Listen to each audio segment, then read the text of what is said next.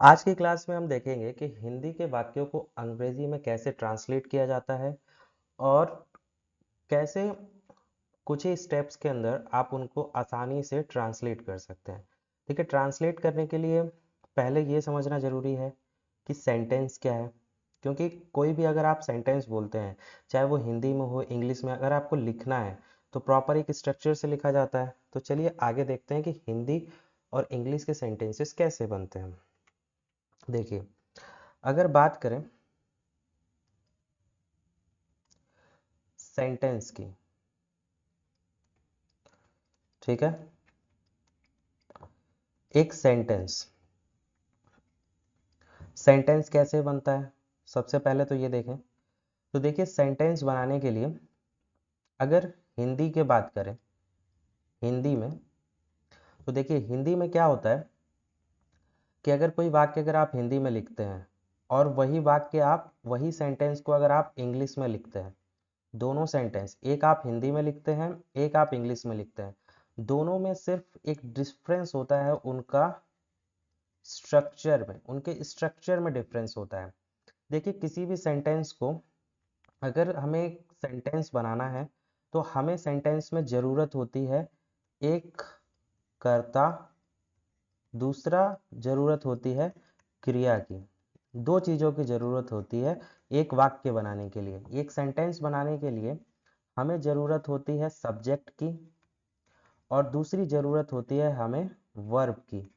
ठीक है, देखिए दो चीज़ों की ज़रूरत होती है, एक सब्जेक्ट की और एक वर्ब की। बात करते हैं कि सब्जेक्ट क्या होता है। सवाल तो यही है ना कि what is subject and what is verb. ठीक, तो देखिए सब्जेक्ट क्या होता है, जैसे मान लीजिए कि कोई भी काम है, ठीक, कोई भी काम है, मान लीजिए ए है, अब ए के पास कुछ किताबें हैं, ठीक है, ए के पास कुछ बुक्स हैं, ठीक, अब वो बी को देना चाहता है, ठीक है, तो ए ने बी को बुक दी यानी किताब दी, तो देने का काम किसने किया, जैसे बोलेंगे ए ने बी को किताब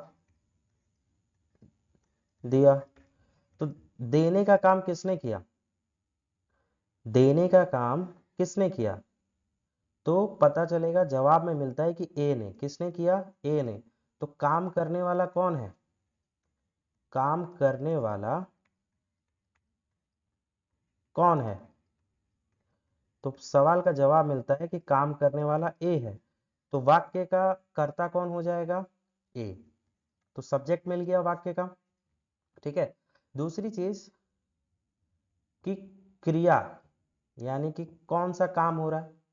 देखो, हमेशा जो होता है हिंदी के वाक्य में जो लास्ट में जाओगे तो वहां पर आपको मिलेगा क्रिया, मोस्टली आपको वाक्य के लास्ट में मिल जाता है, यानी कि देने का, दिया यानी कि देने का काम हुआ है, देना यानी कि गिव, इंग्लिश में क्या बोलेंगे, गिव। तो ये आपकी वर्ब है। तो हिंदी के वाक्यों में आपको, तो देखो ये चीजें हैं। अब आगे चलते हैं, ठीक है।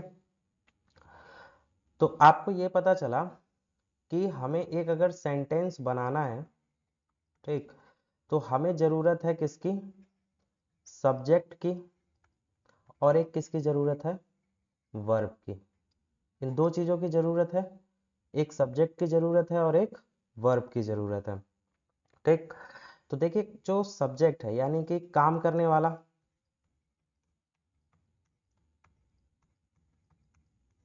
कौन हुआ, सब्जेक्ट, काम करने वाला कौन है, सब्जेक्ट। तो देखो काम करने वाला कभी एक आदमी भी हो सकता है, एक से ज्यादा भी हो सकता है। अगर एक पर्सन है, काम करने वाला कौन है, एक व्यक्ति है, तो उसको हम बोलते हैं सिंगुलर। ठीक, और एक से ज्यादा है तो वो आपका सब्जेक्ट कैसा हो जाता है, प्लूरल। ठीक, तो अगर हम बात करें जनरली प्रोनाउन और आपके नाउन, ये आपके क्या बनते हैं, सब्जेक्ट बनते हैं। ठीक है, नाउन क्या होता है, किसी भी पर्सन का या की चीज का अगर नाम है, किसी भी चीज का नाम है तो वो आपका नाउन है। प्रोनाउन क्या होता है, नाउन के स्थान पर आने वाले शब्दों को हम प्रोनाउन कहते हैं। तो सब्जेक्ट को अगर हम दो कैटेगरी में बांटते हैं, सिंगुलर और प्लूरल, तो हम सब्जेक्ट के लिए देखेंगे कि हमारी दो कैटेगरी निकल के सामने आएगी। देखिए, सिंगुलर सब्जेक्ट जैसे कि ही मतलब वह है, सी मतलब भी वह है, लेकिन ही का मतलब ये होता है लड़के के लिए, ठीक है, और ये होता है लड़की के लिए, ठीक। उसके बाद इट मतलब होता है यह, और या किसी एक व्यक्ति का नाम, वो भी क्या होता है आपका सिंगुलर सब्जेक्ट। प्लूरल में आपका सब्जेक्ट होता है आई मतलब मैं, वी मतलब हम, यू मतलब तुम, दे मतलब वे, ये सारे प्लूरल सब्जेक्ट हैं। या जैसे कि नाम है कोई, एंड से जुड़कर एक और नाम है, तो ये आपका क्या बनेगा, प्लूरल सब्जेक्ट। तो ये होता है। तो आपको ये पता चला कि सब्जेक्ट क्या होता है। सब्जेक्ट आपके दो तरीके के होते हैं, सिंगुलर और प्लूरल, ठीक है। अगर सिंगुलर सब्जेक्ट क्या होगा, अगर कोई काम को करने वाला, ठीक है, यानी क्रिया को करने वाला, अगर कोई एक आदमी है तो वो सिंगुलर सब्जेक्ट है, अगर एक से ज्यादा है तो वो आपका प्लूरल सब्जेक्ट है। सिंगुलर सब्जेक्ट में जैसे ही, शी, इट या किसी का नाम, और प्लूरल सब्जेक्ट में आई, वी, यू, दे। चलिए आगे देखते हैं। अब देखते हैं हिंदी और अंग्रेजी के वाक्यों में अंतर क्या है। हिंदी और इंग्लिश के वाक्यों में अंतर क्या है, difference between Hindi and English sentences. देखिए, यहाँ पे जो अंतर की बात हो रही है, अंतर की जो बात हम लोग यहाँ पे करेंगे, वो हम बात कर रहे हैं स्ट्रक्चर के आधार पे। किसके आधार पर करेंगे, स्ट्रक्चर यानी कि बनावट के आधार पर, ठीक है, या आप बोल सकते हैं रचना के आधार पर, ठीक है। बनावट या रचना के आधार पर हम करते हैं। तो देखिए, हिंदी में जो वाक्य बनता है वो ऐसे बनता है जैसे राम आम खाता है। तो सवाल पूछते हैं कौन खाता है, कौन, तो जवाब मिला राम, ठीक। तो राम हमारा क्या हो जाएगा, कर्ता, ठीक है। क्रिया क्या होगी, खाता है, काम क्या हो रहा है, खाने का काम हो रहा है, तो ये क्रिया हो गई, ठीक। और क्या खाता है, सवाल पूछा कि क्या खाता है, तो जवाब मिला कि आम खाता है। तो आम को खाने का काम हो रहा है, तो कर्म आपका क्या हो गया, आम हो गया। तो यहां से आपको पता चलता है कि अगर हम देखें तो हिंदी के वाक्यों में सबसे पहले हम कर्ता को लिखते हैं, दूसरे नंबर पे हम कर्म को लिखते हैं, और तीसरे नंबर पे हम क्रिया को लिखते हैं, ठीक है। अब आते हैं इंग्लिश में सेंटेंस देखते हैं। देखिए इंग्लिश में अब देखें, राम ईट्स मैंगो, तो ये तो नाम है, तो ये आपका कौन, who Yeats mango, Ram subject हो गया। ईट मतलब होता है क्या, खाना, तो ये आपकी क्या हो गई, वर्ब। और मैंगो किसको खाता है, क्या खाता है, मैंगो को खाता है, तो ये आपका क्या हो गया, ऑब्जेक्ट।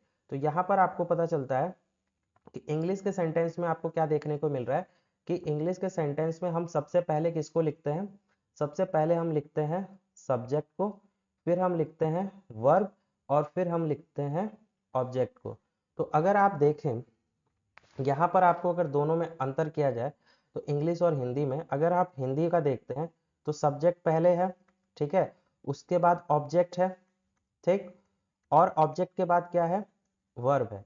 लेकिन वही सेंटेंस अगर आप इंग्लिश में बनाएं, ठीक है, और तो सबसे पहले आपको क्या लिखना पड़ेगा, सब्जेक्ट, फिर आपको क्या लिखना पड़ेगा, वर्ब, और उसके बाद आपको क्या लिखना पड़ेगा, ऑब्जेक्ट। यानी इस बात का मतलब क्या है, इस बात का मतलब यह है कि आप डायरेक्ट, जैसे कि हिंदी का आप ऐसे नहीं ट्रांसलेट कर सकते हैं। अगर आप ट्रांसलेट करने जाएं कि जैसे कि राम आम खाता है, तो आप वर्ड टू वर्ड ट्रांसलेट नहीं कर सकते। जैसे कि राम की इंग्लिश राम लिख दिया आपने, आम की आपने लिख दी मैंगो, ठीक है, और खाता की आपने लिख दी ईट।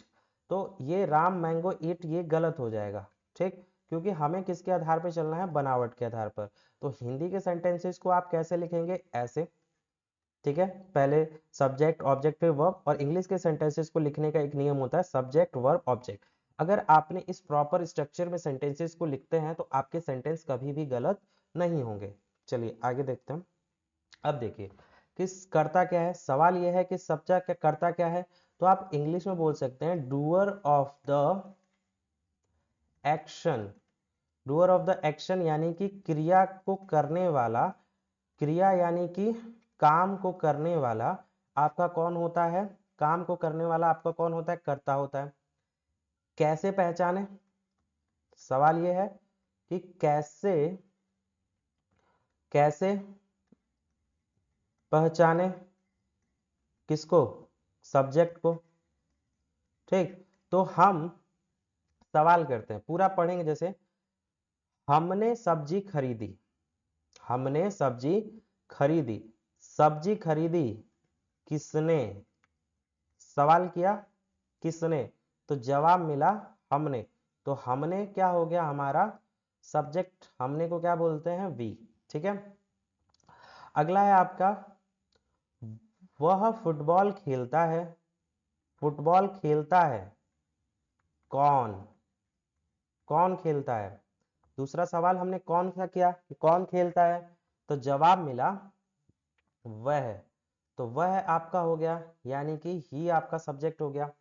अगला है दिव्या का भाई कल दिल्ली जा रहा है, तो अब बोलेंगे किसका भाई कल दिल्ली जा रहा है, दिव्या का भाई कल दिल्ली जा रहा है।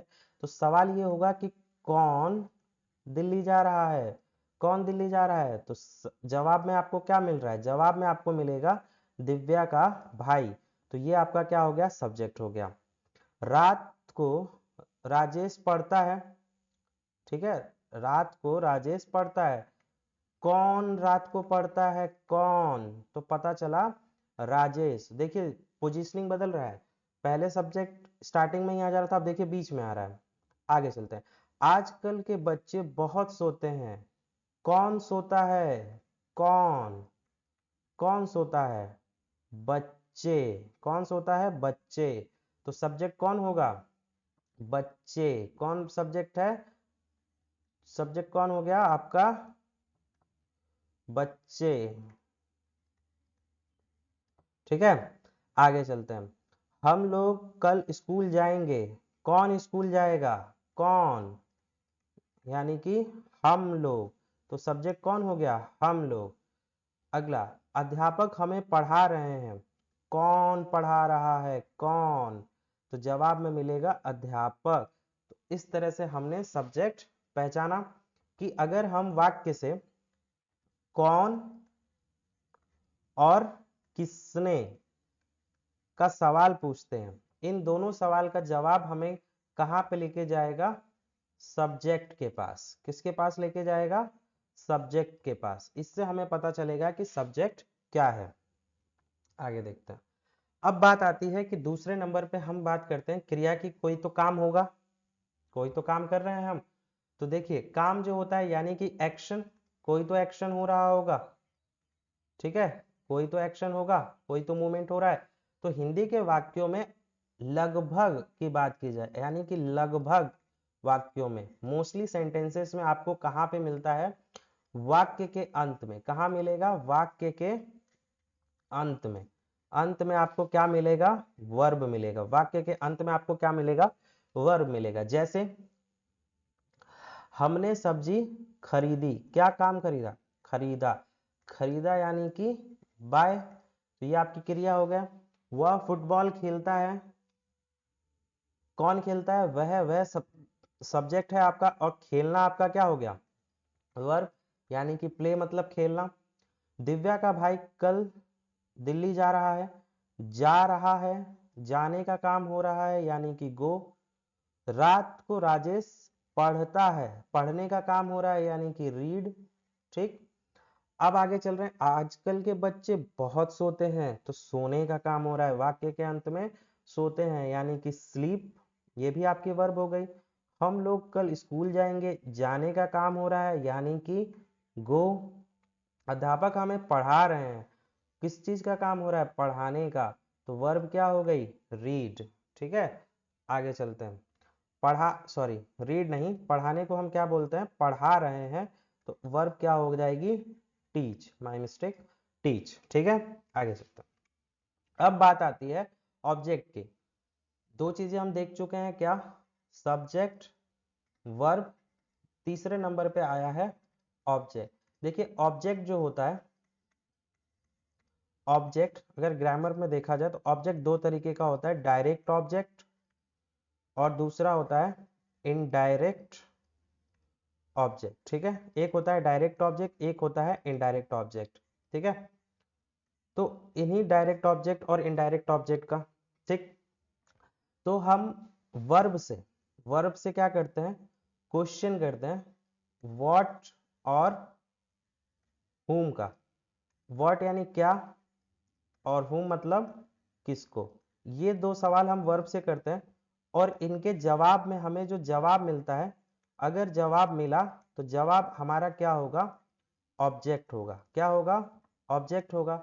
अगर क्या का जवाब मिलता है तो वो आपका क्या होता है, डायरेक्ट ऑब्जेक्ट। अगर whom का जवाब मिलता है तो वो आपका क्या होता है, अगर यहाँ पर आपको whom का जवाब मिलता है यानी किसको का जवाब मिलता है, तो वो आपका क्या होता है, इनडायरेक्ट ऑब्जेक्ट। क्या होता है, किसको का जवाब मिलता है तो वो आपका क्या होता है, इनडायरेक्ट ऑब्जेक्ट। ठीक है, जैसे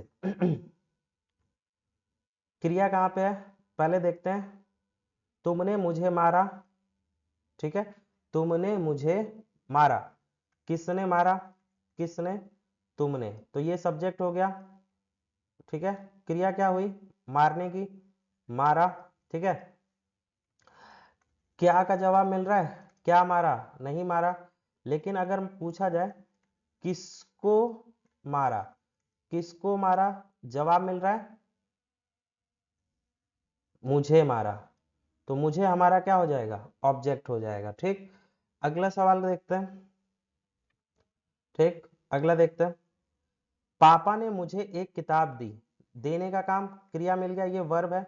वर्ब से सवाल पूछो, क्या दिया, क्या दिया, एक किताब। क्या का जवाब मिल गया।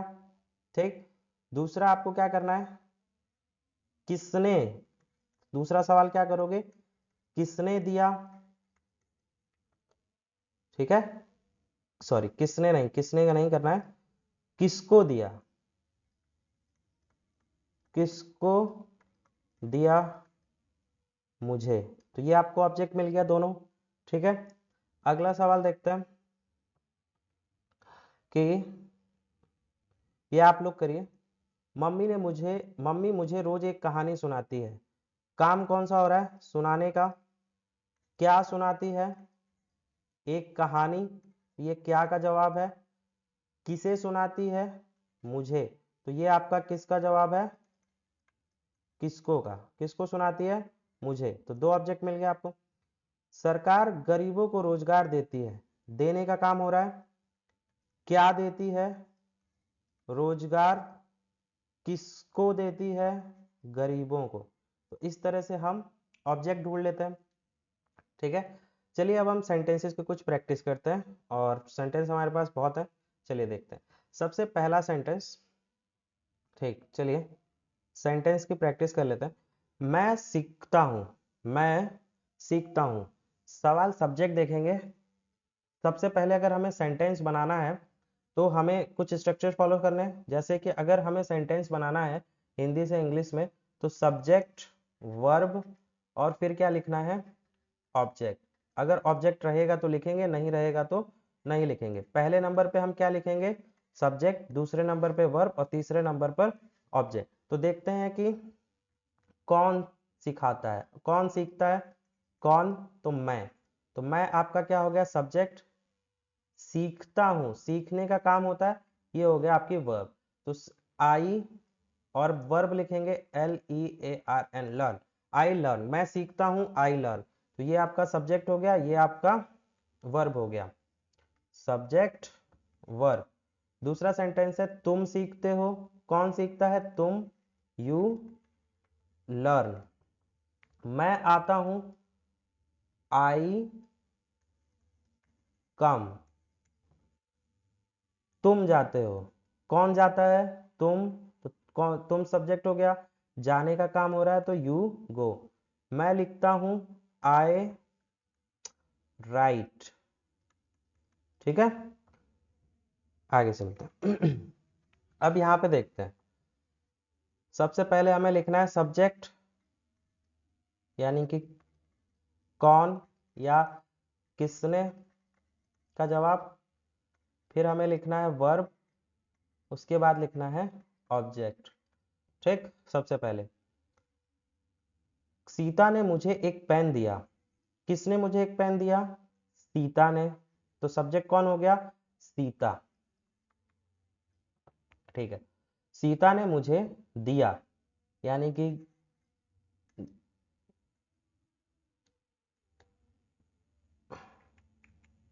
सीता गेव। अगर आपको नहीं पता, आप नहीं आपको पता कि गिव क्यों, तो आप यहाँ पे गो सॉरी गिव भी लिख सकते हैं। ठीक है, सीता गिव। तो अब आप सवाल करेंगे, वर्ब हो गया, अब पूछेंगे क्या दिया। ठीक है, सीक्वेंस यही रहेगा, क्या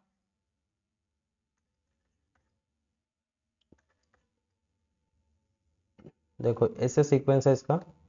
अगर आपने ऑब्जेक्ट की तरफ आते हैं, देखिए लिखने का तरीका है, अगर आप पहले किसको का जवाब देते हैं फिर क्या लिखते हैं। अगर आपने क्या पहले लिखा तो फिर अगर आपको किसको लिखना है तो टू प्लस किसको लिखेंगे, क्या लिखेंगे? टू प्लस किसको।